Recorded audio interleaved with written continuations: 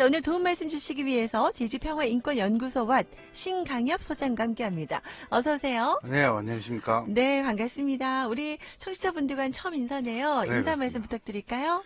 네, 제주도에서 그 인권 활동을 한 10년 넘게 이렇게 활동하고 있습니다. 네. 신강협이라고 합니다. 아, 반갑습니다. 네. 네. 12년 넘게 인권과 관련해서 네. 일을 해오시고 계신 분입니다. 지난주에 제주에서 아동 청소년 인권과 관련해서 노래한 자리가 있었다고 들었어요? 어떤 자리였어요?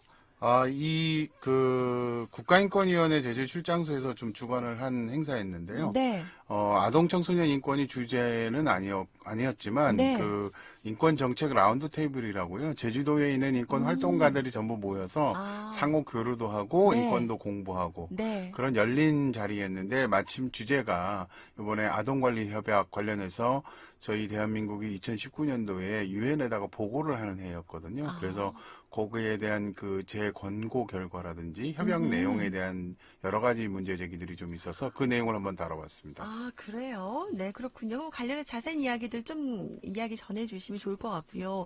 앞서 여러분께 잠깐 전해드렸다시피 최근 제주에서 이 학생 인권 조례에 대한 관심이 증가하고 있어요. 어떻게 지금 진행이 되고 있어요?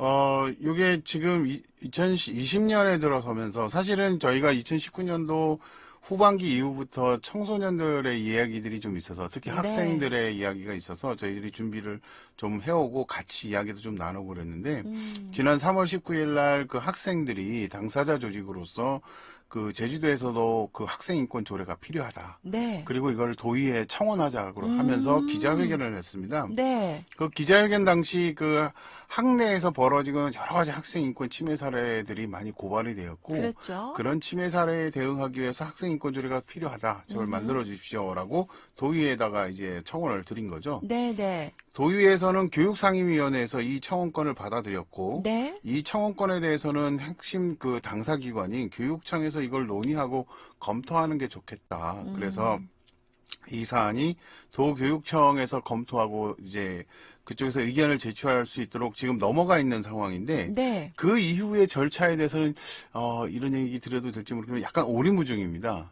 그래서 실제로 이 학생인권 조례에 관련된 내용들이 사실은 우리 제주도 사회에서 굉장히 첨예한 이슈가 될 수도 있는데 그리고 사실 가장 근본적인 이슈일 수도 있습니다. 그런데 이런 거에 대한 어떤 대중적인 논쟁이랄까 대사회적인 논쟁이랄까 그다음에 의회에서의 이런 거에 대한 사회적 논의를 불러일으키는 점에서 되게 대단히 부족한 면이 있고요.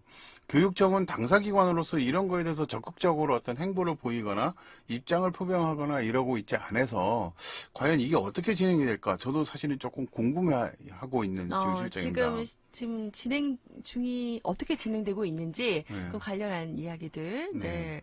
그리고 방송 끝나고 또 이제 그런 이야기들이 좀 피드백이 좀 있었으면 좋겠다는 생각도 들고요.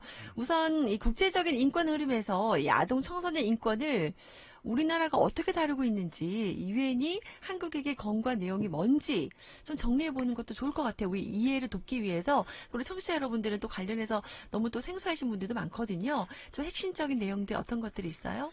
대한민국은 유엔 아동권리협약에 한 91년도에 가입을 했고요. 네.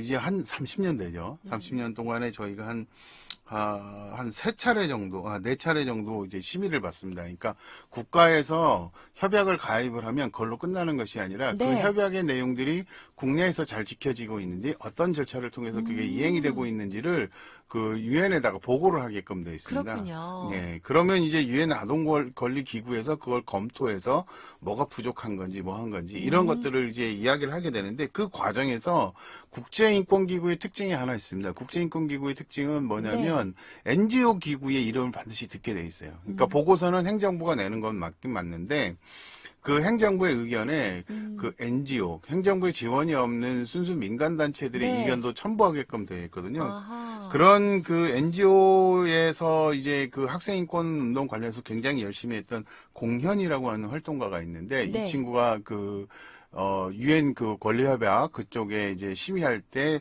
직접 그 제네바를 방문해서 한국의 심의 보고서에 대한 여러 가지 문제점. 왜냐하면 행정부만 얘기하면 좋게 얘기하는 것도 있을 수 네, 있으니까. 그렇죠. 실제 상황들을 예, 좀 실제 전했군요. 상황에 대해서 이제 좀 얘기를 몇 가지에서 좀 얘기를 했습니다. 아, 예, 그 상황 그렇고 간단하게 그 내용들을 조금 살펴보면요. 네. 한 대략 한 대여섯 가지 정도의 그 크게 보면 분류의 문제가 있을 수 있습니다.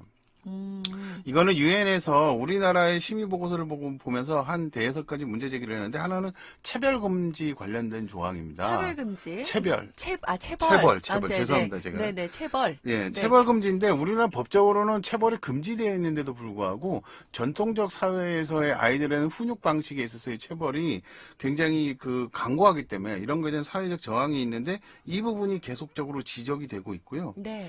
그다음에 우리나라 교육 두 번째로는 우리나라 교육 제도의 문제인데 아이들에 대한 교육이 너무 심하게 경쟁적이다. 경쟁적이다. 예, 네. 그리고 굉장히 규율적이고 자율적이지 않다. 네네. 이런 거는 아이들을 그 유엔 아동 권리 협약에는 교육권이 그렇게 돼 있습니다. 그러니까 뭐냐면 아이들이 배우고 싶은 것을 배울 배우게. 걸 그게 교육권입니다. 그러면 과연 아이들이 배울 걸 배우고 있는가? 네. 이런 거에 대한 문제 제기가 좀 있었고요. 아, 그다음에 그 아이들은 미래 세대라고 하지만 그러면 현재의 사회 체제나 현재 그 사회가 돌아가는 방식들에 대해서 훈련돼야 되고 참여할 권한이 있어야 되거든요.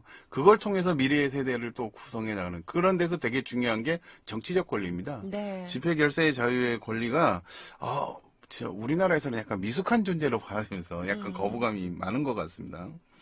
그다음에 이제 그 학생이나 청소년들에 대해서 성적인 문제에 대해서 그 성착취에 대해서 되게 피해 당사자가 되고 네, 있죠. 네, 네. 근데 이쪽에서 이제 유엔에서 지적한 것 중에 하나는 그 자발적인 성매매에 들어간 친구들에 대해서 이걸 가해자로 볼 것이냐라고 하는 문제가 있죠.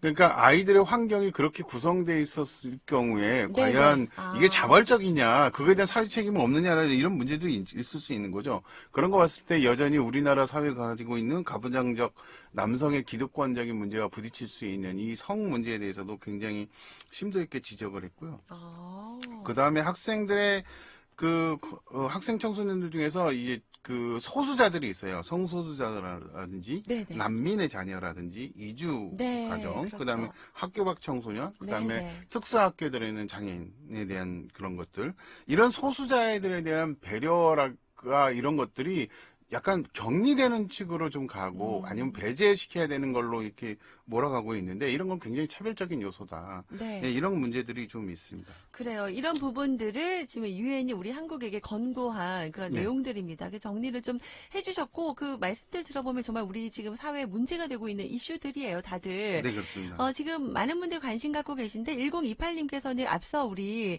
이제 학생들이 스스로 네, 인권 절에 대해서 관심을 갖고 청원했잖아요. 네. 그 우리 학생들이 청원한 그 내용도 너무 궁금하다고 하거든요. 네, 그 내용도 조금 알려주시죠. 네. 예, 그 내용들은 지금 여기서 밝기가 참 민망한 것들이 많아서 저희가 뉴스를 통해서 조금 소개를 하긴 했는데, 네네. 네, 그게 다 읽혀질 수가 없을 정도라고 하더라고요. 네, 그 구체적인 사안들은 이제 개별 개인정보 문제도 있고 해서 이렇게 얘기를 하면 대략적으로 크게 얘기하면 그 여학생들 경우에 성과 관련된 문제들이 굉장히 많습니다. 그 성과 관련된 문제들이 정말 제가 듣기에도 민망한 수준의 그런 것들. 그러니까 지나가면서 툭툭 치거나 특정 신체 부위를 건들다거나 이런 건 약간 애교 수준인 것 같고요. 정말 심한 선생님들 같은 경우에는 성차별 언어를 늘상 구사를 한다든지 그 굉장히 교묘하게 이렇게 선을 넘나드시는 분들이 종종 있습니다. 그런 분들이 있고요.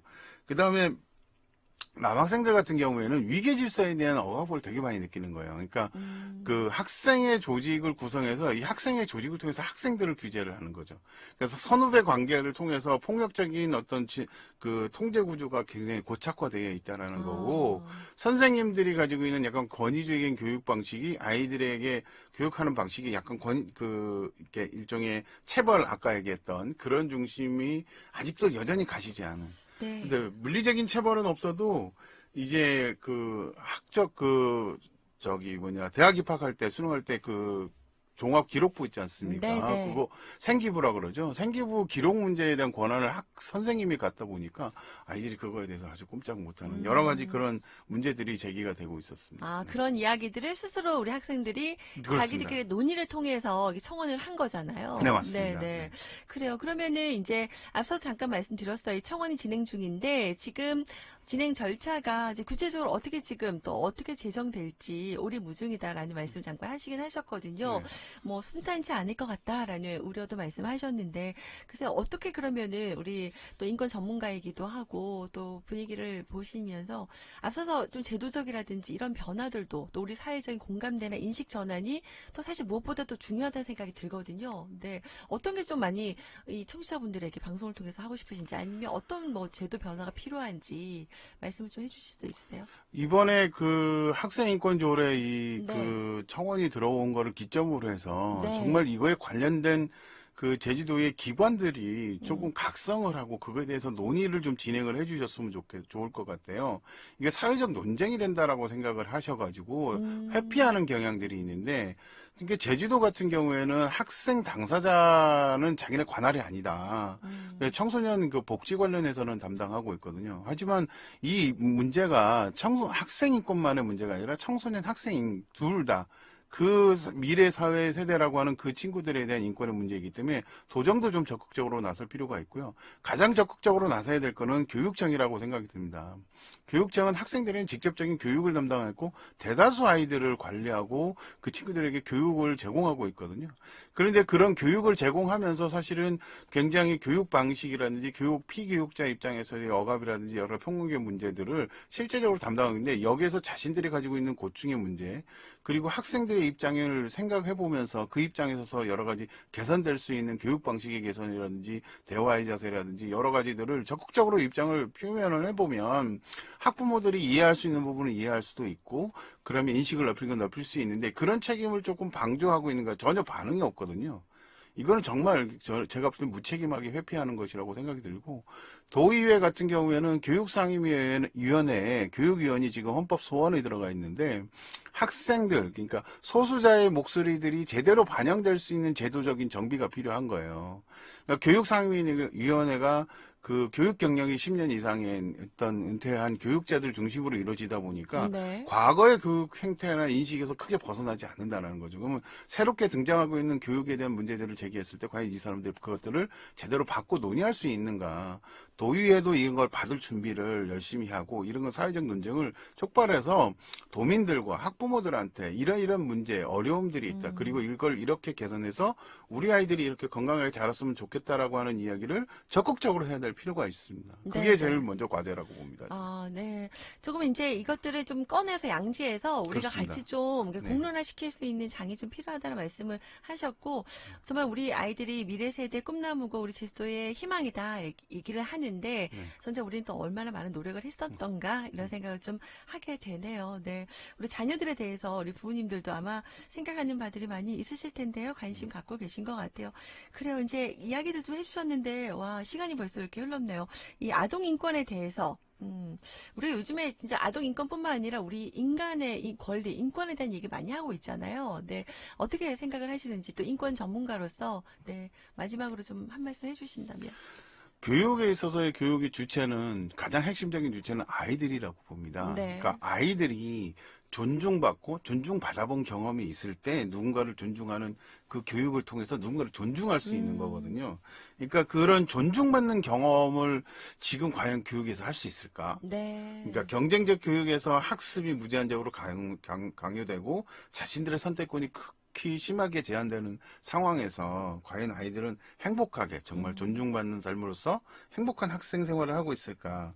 이런 점에서 저는 아동인권이라고 봤을 때 다른 건 둘째 문제 치고라도 본인의 문제에 대해 스스로의 삶을 고민하고 그런 걸 열 수 있는, 선택할 수 있는 기회를 최대한 확장해야 되고, 그리고 정말 존중받고 행복한 존재였으면 좋겠습니다. 우리 아이들이. 네, 그렇습니다. 그래요. 꽃으로도 때리지 말라고 했고, 요즘에는 말로도 네, 때리지 말라고 하더라고요. 맞습니다. 네. 정말 우리 아이들이 정말 마음 놓고 꿈꾸고 행복할 수 있는 그런 사회 그 사회가 정말 건강하고 또 살기 좋은 사회가 아닌가 이런 생각도 드네요. 네. 네. 오늘 이 시간을 통해서 또 의미 있는 인권에 대해서 생각해 볼 수 있는 시간이었던 것 같습니다. 자, 오늘 제주평화연구소와 신강엽 소장과 함께 이야기 나눠봤습니다. 고맙습니다. 네, 감사합니다.